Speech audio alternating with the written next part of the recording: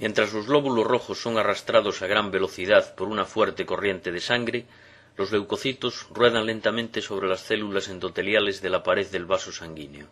Las P-selectinas de las células endoteliales interactúan con PSLG1, una glucoproteína presente en las microvellosidades del leucocito.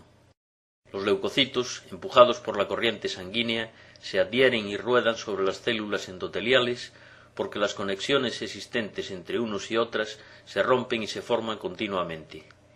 Estas interacciones son posibles debido a que los dominios extracelulares de ambas proteínas emergen de la matriz extracelular que recubre la superficie de ambos tipos de células. La cara externa de la bicapa lipídica está enriquecida en esfingolípidos y fosfatidilcolina.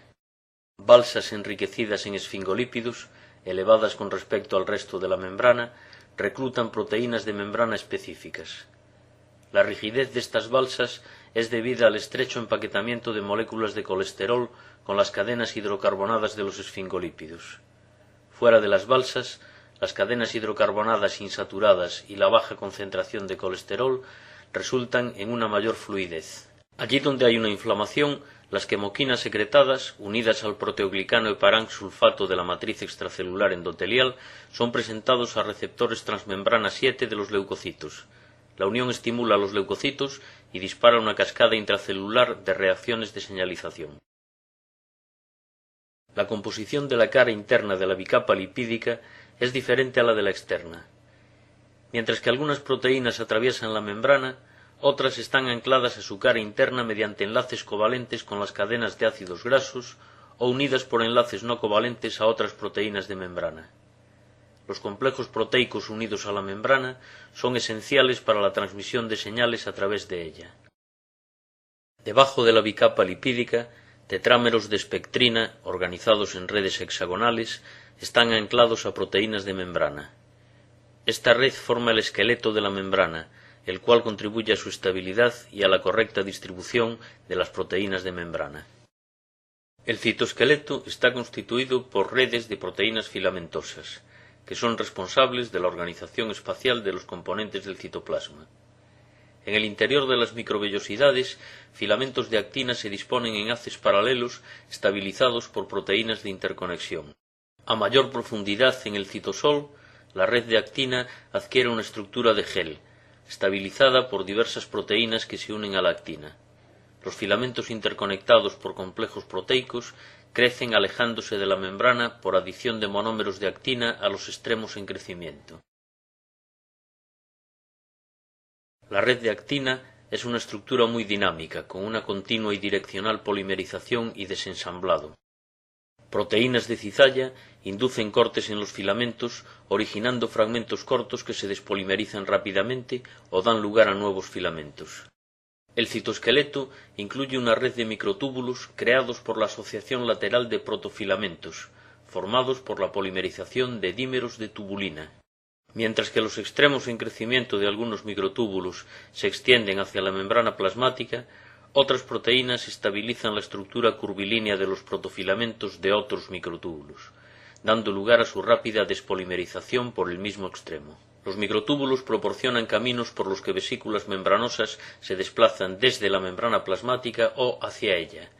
El movimiento direccional de estas vesículas de carga es debido a una familia de proteínas motrices, las quinesinas, que enlazan las vesículas y los microtúbulos. Orgánulos membranosos como las mitocondrias están firmemente atrapados por el citoesqueleto. Las mitocondrias cambian continuamente de forma y su orientación está parcialmente determinada por su interacción con los microtúbulos. Todos los microtúbulos se originan a partir del centrosoma, una estructura fibrosa que contiene dos centriolos cilíndricos y que está ubicada en las proximidades del núcleo.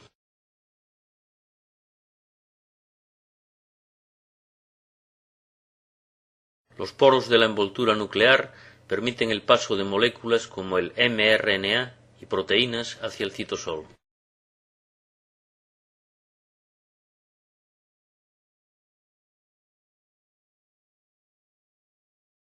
Aquí, ribosomas libres traducen las moléculas de RNA mensajero a proteínas. Algunas de estas proteínas van a residir en el citosol. Otras se asociarán a proteínas citosólicas especializadas y serán importadas por mitocondrias u otros orgánulos. La síntesis de proteínas de secreción y proteínas integrales de membrana es iniciada por ribosomas libres, que luego se anclan a translocadores de proteínas situados en la superficie del retículo endoplasmático. Estas proteínas pasan a través de un poro acuoso en el translocador. Las proteínas de secreción se acumulan en la luz del retículo endoplasmático, mientras que las proteínas integrales de membrana quedan incrustadas en la membrana de este orgánulo. Las proteínas son transportadas desde el retículo endoplasmático al aparato de Golgi mediante vesículas que se desplazan a lo largo de los microtúbulos.